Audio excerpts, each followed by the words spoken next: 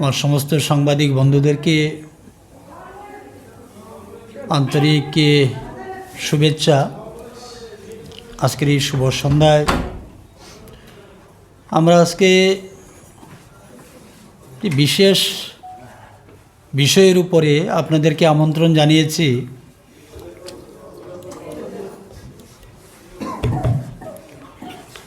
আমার সঙ্গে রয়েছেন ভারতীয় জনতা পার্টি ত্রিপুরা প্রদেশ কমিটির সাধারণ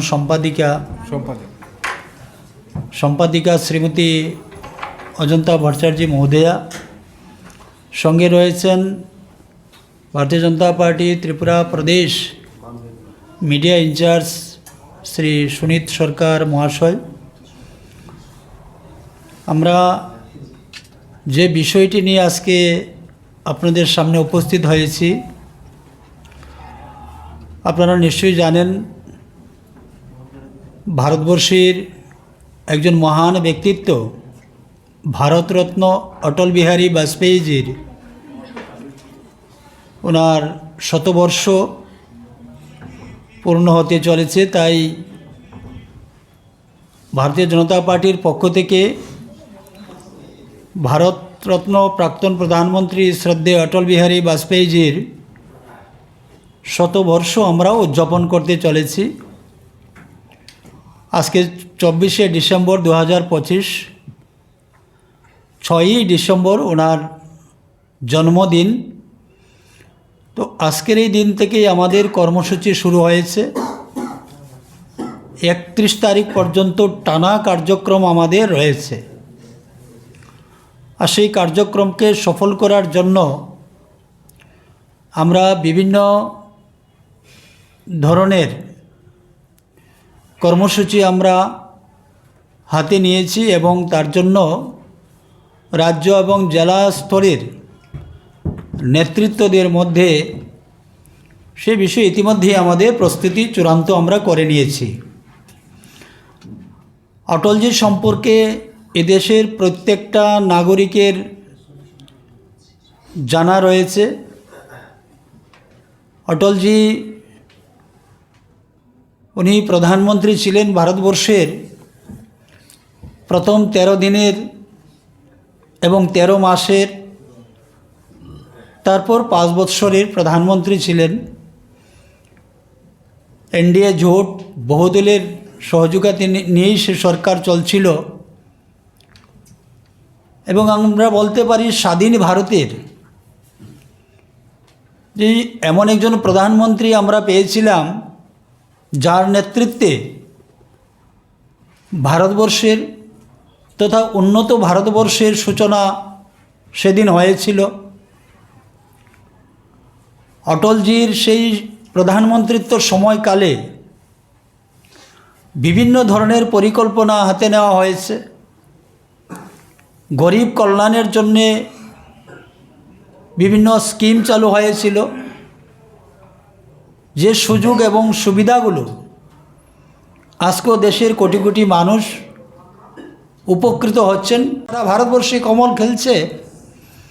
তো এইভাবে অটলজি দৃঢ়তার সঙ্গে ওনার যে রাজনৈতিক ব্যক্তিত্ব উনি তুলে ধরেছিলেন। সুতরাং অটলজির সম্পর্কে বলার মতো অনেক বিষয় রয়েছে। অটলজি ভারতবর্ষের আপামর জনগণের জন্য যে সমস্ত পদক্ষেপ নিয়েছিলেন, স্বাধীন ভারতের ইতিহাসে আমরা প্রথম সেটা দেখেছিলাম। কেন ওনার আগেও আমরা অনেক প্রধানমন্ত্রী দেখেছি, কিন্তু অটলজি জনকল্যাণে যে সমস্ত প্রকল্প উনি নিয়েছেন সম্পূর্ণভাবে যে অগ্রগতির পথে ভারতকে নিয়ে এসেছিলেন।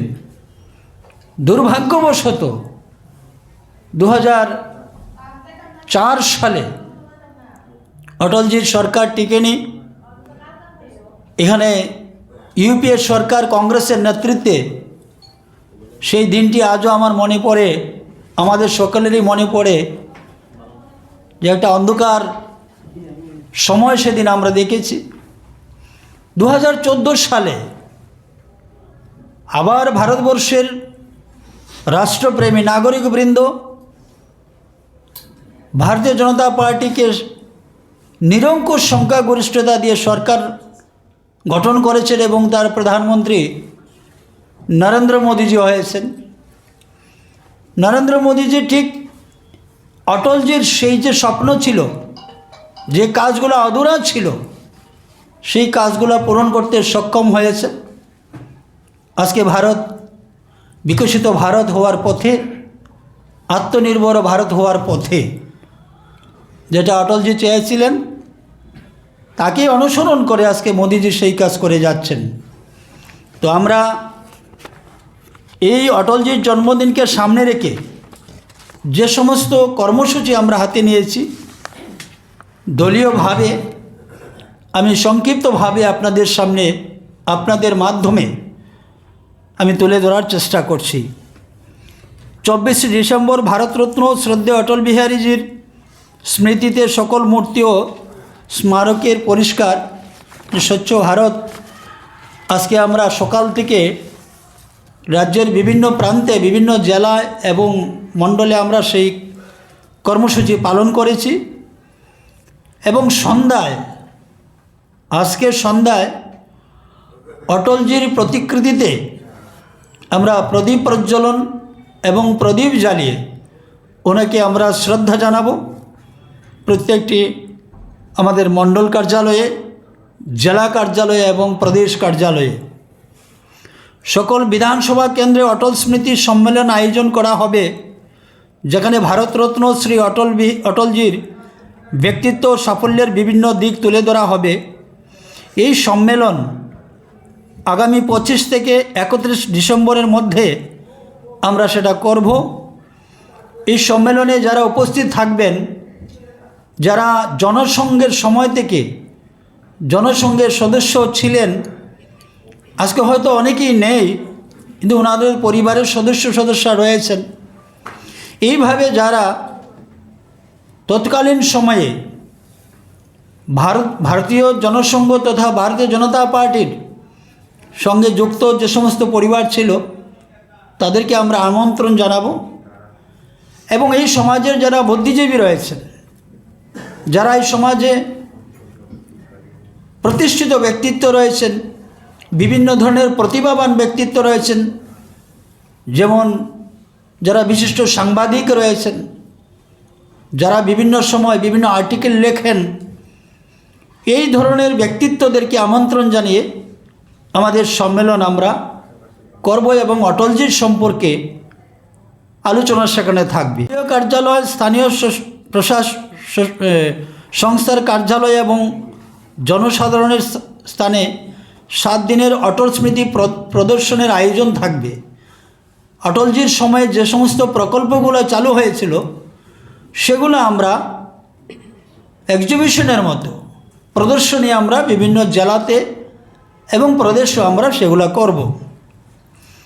সকল নগর নিগম ও নীতি গবেষণা প্রতিষ্ঠানগুলিতে সুশাসন সম্মেলন, মাননীয় প্রয়াত প্রধানমন্ত্রী অটল বিহারী বাজপেয়ীজির সুশাসন ভারতবর্ষের মধ্যে উনি দেখিয়ে দিয়েছেন। সেই সুশাসনকে সামনে রেখে এই সুশাসন সম্মেলনের আয়োজন করা হয়েছে।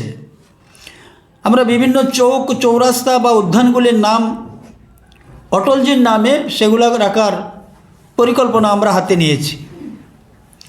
জেলা স্তরে এবং প্রধান শহরগুলিতে কবি সম্মেলন, চিত্রাঙ্কন প্রতিযোগিতা, গ্রাফিক্স এবং রিলের মাধ্যমে প্রতিযোগিতা, প্রশ্নোত্তর প্রতিযোগিতা, এই ধরনের কিছু কার্যক্রম থাকবে।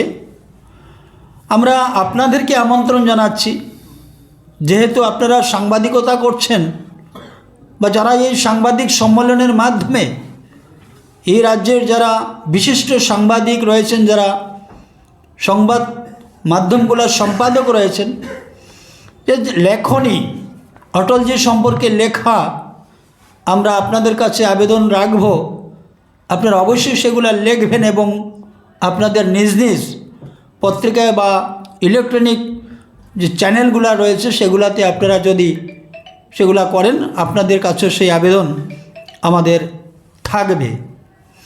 এইভাবে আমাদের বিভিন্ন ধরনের আরও কর্মসূচি রয়েছে। অটলজির জীবন ও সাফল্যের উপর ভিত্তি করে গ্রাফিক্স ও রিল সকল সোশ্যাল মিডিয়া প্ল্যাটফর্মে আমরা এগুলাকে প্রচার এবং প্রসারে আমরা হাতে নিয়েছি। তো তার জন্য আমরা প্রদেশ স্তরেও একটা ছোট কমিটি আমরা তৈরি করেছি। আমরা সেই কমিটির মধ্য দিয়ে অজন্তাদি সেখানে রয়েছেন, এই কমিটির মধ্যে আমি নিজেও রয়েছি। সেখানে আমাদের জেনারেল সেক্রেটারি বিপিন দেববর্মা রয়েছে, যুব মোর্চার সাধারণ সম্পাদক রানা ঘোষ রয়েছে। তো আমরা সবাই মিলেই এই আগামী কাল বলতে ওনার জন্মদিন 25 ডিসেম্বর থেকে 31 ডিসেম্বর পর্যন্ত ধারাবাহিক এই কর্মসূচি আমরা পালন করতে চলেছি। ধন্যবাদ সবাইকে, নমস্কার। আপনাদের কোনো প্রশ্ন যদি থাকে?